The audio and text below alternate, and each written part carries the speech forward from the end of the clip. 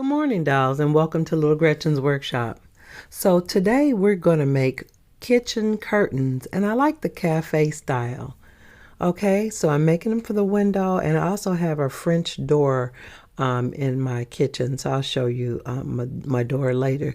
But let's start with these cafe curtains. Now, I showed you in another video, I used this fabric before, but I really like it a lot. And this is the last of it, so I won't have any more projects with this particular fabric. But I'm definitely going to use them for these windows. So this is sort of just a template of the size of my window so that I don't make my curtains too wide. So this is kind of what I'm using kind of as my guide as far as size. So this is like the inside the frame part of my window.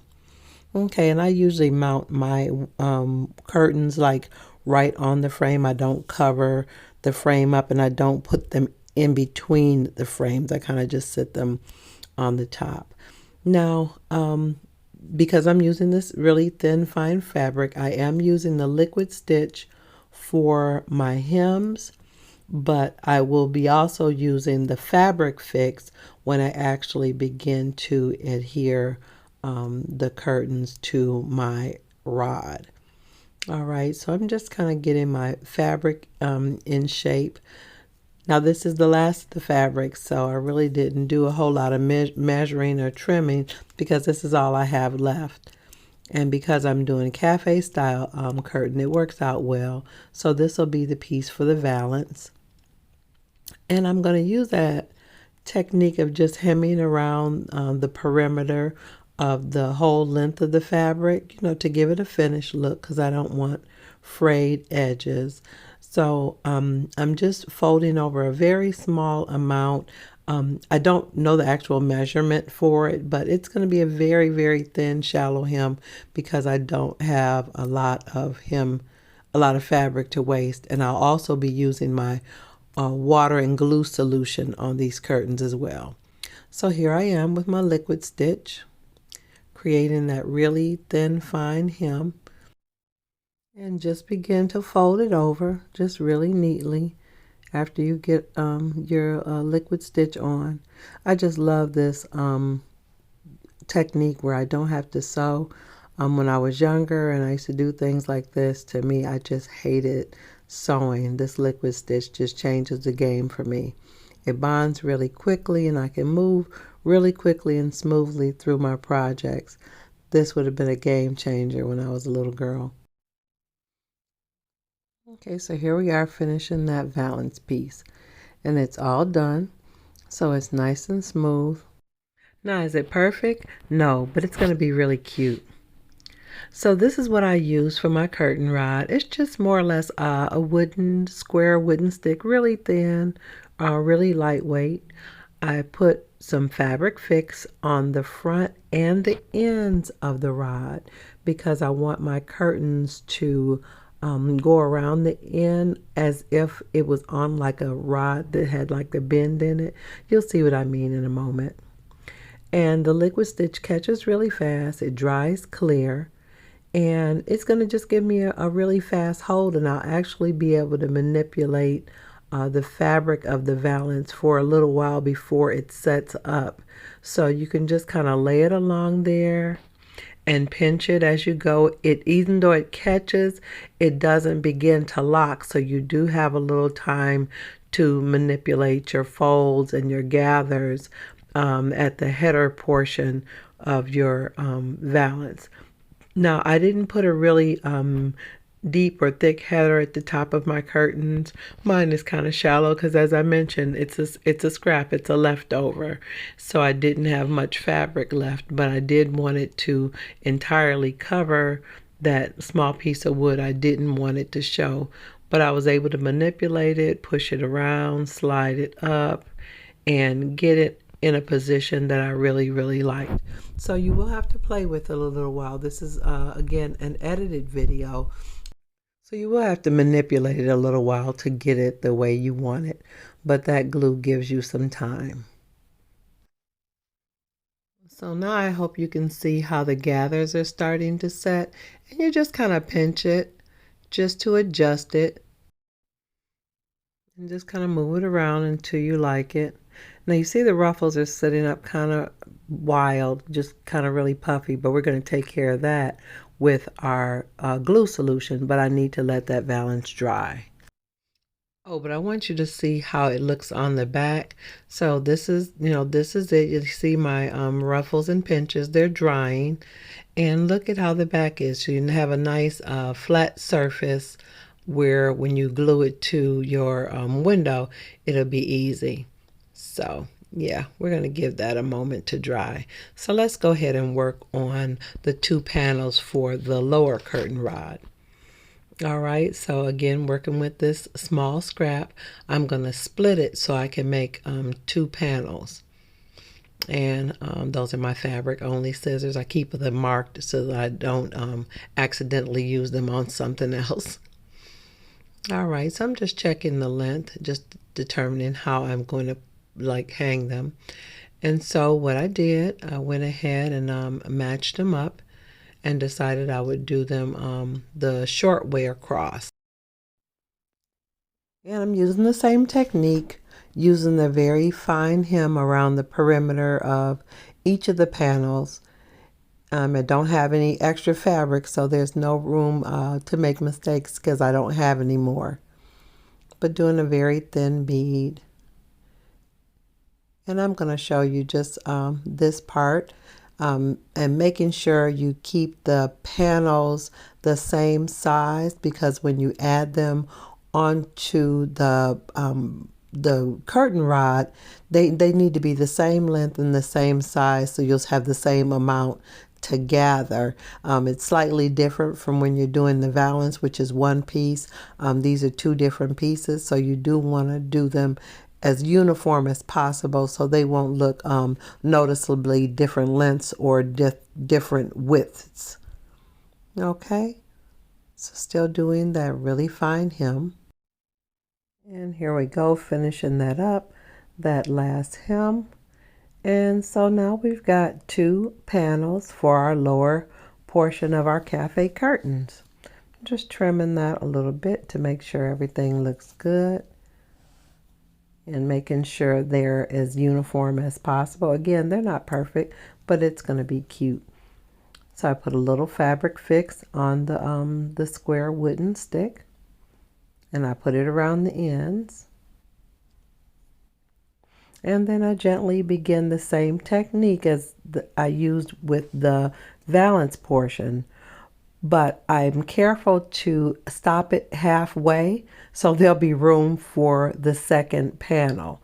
So I kind of stop it. Now you could put the middles together and then go out, but I just kind of stopped halfway. And if you want to mark it, that might be good for you to just kind of give you a guide. But again, I've done this so many times, I kind of just know how to space it and where to stop. But the nice part is the fabric fix glue gives you enough time, even though it catches, it gives you enough time to manipulate your gathers before it begins to take hold where it won't move. So you can push things and slide them around and move them around until you get it like you want it. And there I am, just kind of doing the pinches and the tucks. And this technique works really well for me. I've never done like where I have actual rod with a rod pocket and the curtain hooks and all of that. This is just my way, and it works. And your curtains are going to be really, really cute. Now you see they're kind of puffing up or sticking out, and they're not really draping. So this is where I begin to use the water solution. Now I mentioned that in my video when I did the beds from scratch, and I did the dressing of the beds. So it's half water and half tacky glue. Actually, any type of glue would work, but I use the tacky glue definitely because it's white. I'm pretty sure Elmer's would work just as well, but I've always used the tacky glue. And after you paint it onto your curtain, you see the fabric begins to give, and it's softer because it's damp, but you manipulate it into the shape that you want, And when it's dry, it'll look like it's hanging. Actually, the curtains will look like they have weight. Now you see the curtain in the back where it looks like it's sticking up? And now you can see the one that I'm working with. The folds and the ruffles are kind of laying down more, looking as though they have weight to them. So this is the template for my window. And so I'm just kind of laying that on there for size to just make sure that I sized it properly and that I cut the wood right. And so I'm going to just pin it down and allow it to dry here. Now when it dries, it's going to be very firm, which is going to make it really, really easy to install in your dollhouse window. And this is just that same piece of cardboard that I used as a template for sizing. And when I'm done with it, I'll just throw it away. But it works really good just to allow your piece to dry. And you have to kind of be careful. It would have probably been better if I had put either a piece of wax paper or maybe some aluminum foil on the cardboard to protect it. And it kind of keeps the glue from sticking, but I used up all my wax paper and I didn't want to go get any aluminum foil. So I'm brushing the second part of the cafe curtain. Same thing, just with the water and glue solution so that the fabric will begin to give in to me so I can give it the shape I want it to have rather than what it's doing on its own. Now this technique works really, really well with natural fabrics like cotton and silk. It even works really well with like a thicker, heavier silk like Dupioni silk. It still works with that and it takes it really good and it will manipulate really easier. Synthetic fabrics and synthetic laces and things like that, they try to resist you a lot. So it works, but it's a little bit more challenging because those fabrics are made not to take wrinkles and ruffles. They kind of stay straight. So I really, this works really well to me with natural fabrics like silk or cotton. Okay, and I'm just trimming off a little piece that I saw kind of sticking up. And I'm going to allow it to dry as well.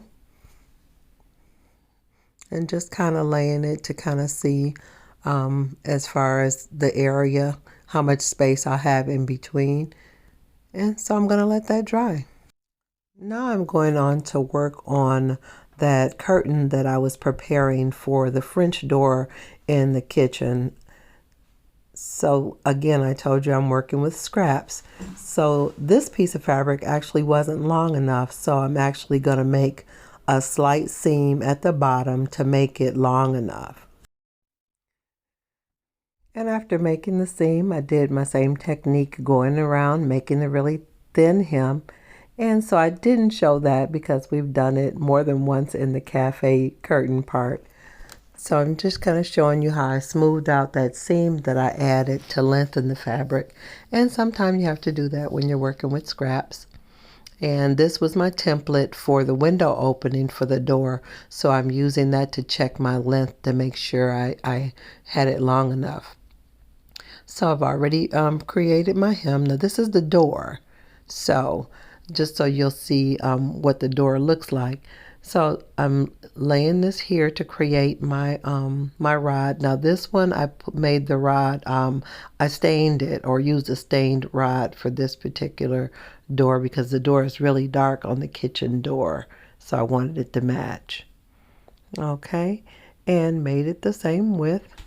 And I only had one panel, so I put it around the ends of the door. And because the piece of fabric wasn't really wide, I had to be a little strategic on how I worked with it to make my gathers because it wasn't very much fabric left. And so I used the same little pinching technique with the glue and just moved it around until I liked the way it looked. So make sure when you do projects like this, you give yourself enough time because you don't want to rush through it and then you're not pleased with your end product. So I put it at the top part, have it at the bottom. And again, it looks really shallow for gathering, but I had an idea. So I made sure my length was right and I decided that I was going to gather it in the middle. So I went to go get my water and glue solution and just began to brush it on and let it absorb into the fabric. And I still have my template nearby, so I just began to just gather just really gentle gathers in this one because the fabric wasn't very wide. And after I got it to a certain point, I found me a little piece of ribbon left over from something. And I said, that'll pinch it in the middle. That'll look cute on that door in the kitchen. So it'll give them some privacy, but it'll actually still give it where they'll be able to peek out and see who's at the back door. So I pinned it to the cardboard so that it would stretch it, to make sure the length was right.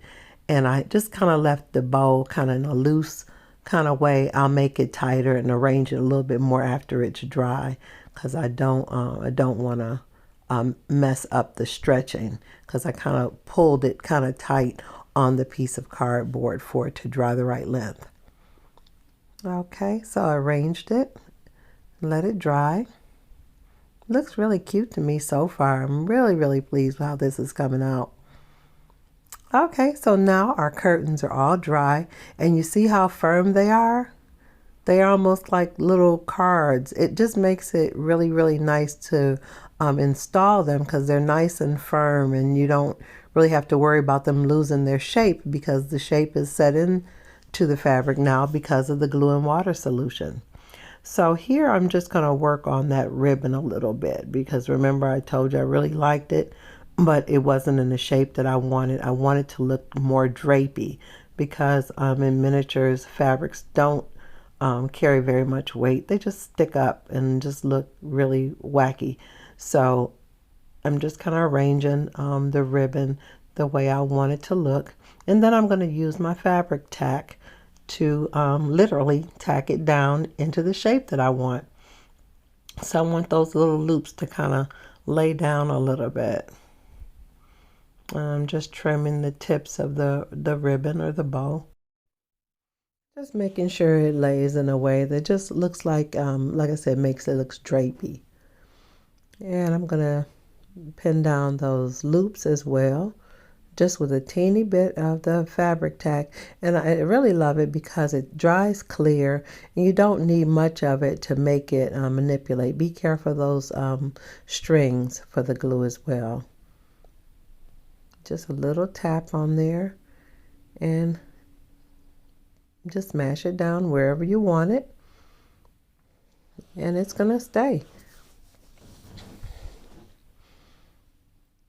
And you see how firm it is? It's going to be so easy to install. So let's go to the house and put it in. So, okay, I didn't film it while I was actually putting it in, but it's the same thing. I just put the fabric tack on it and just stuck it on the window and the door where I wanted it. And this is my kitchen. So literally, now that the curtains are in, the kitchen is completely done. It looks like I need to do some dusting in there, but everything is done. The floors are done, the baseboard, the beadboard, the wallpaper, and now my windows. Curtains are all up, and I really love the way that little ribbon looks. And now they can peek out the side door and still have a little privacy. Now that's one of the cabinets I made prior to starting my YouTube channel. Now if you haven't seen my furniture series, definitely check that out. Here we are in the pantry. Let me move these stairs. And that's the pantry cabinet we made in one of the videos for the Rooming House Dollhouse furniture series. So if you haven't seen that, definitely check that out. So I'm just trying to give you an overview of where we are in the progress on the Rooming House Dollhouse. This is the pantry, so it's been one of the most recent updates in the dollhouse. Okay, here we go. The dolls are playing around. Cut it out, guys.